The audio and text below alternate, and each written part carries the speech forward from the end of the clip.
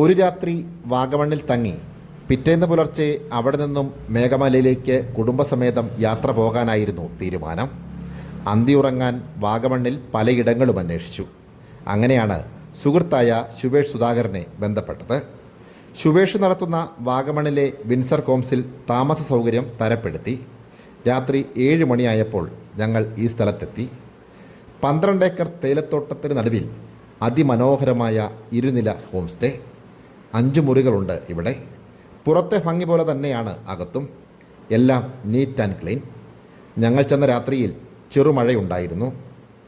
അതിനാൽ അത്യാവശ്യം തണുപ്പും. ആ രാത്രി ഞങ്ങൾ അവിടെ കഴിഞ്ഞു.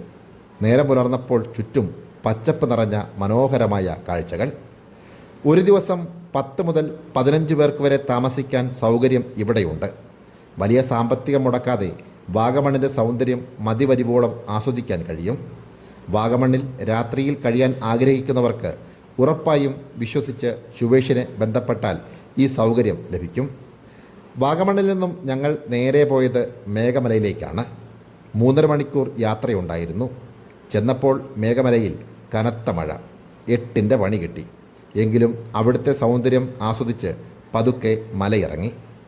മേഘമലയുടെ താഴ്വാരത്ത് ഇത്തരത്തിൽ മനോഹരമായ കാറ്റാടിപ്പാടമുണ്ട്. നല്ല കാഴ്ചയാണ് അവിടെ ഒരുക്കിയിട്ടുള്ളത്. അതിനടുത്ത് മുന്തിരിപ്പാടവും. ഞങ്ങൾ വന്നപ്പോൾ മുന്തിരിപ്പാടത്തു നിന്നും മുന്തിരി സ്വന്തമായി പറിക്കാൻ അവസരം ലഭിച്ചു.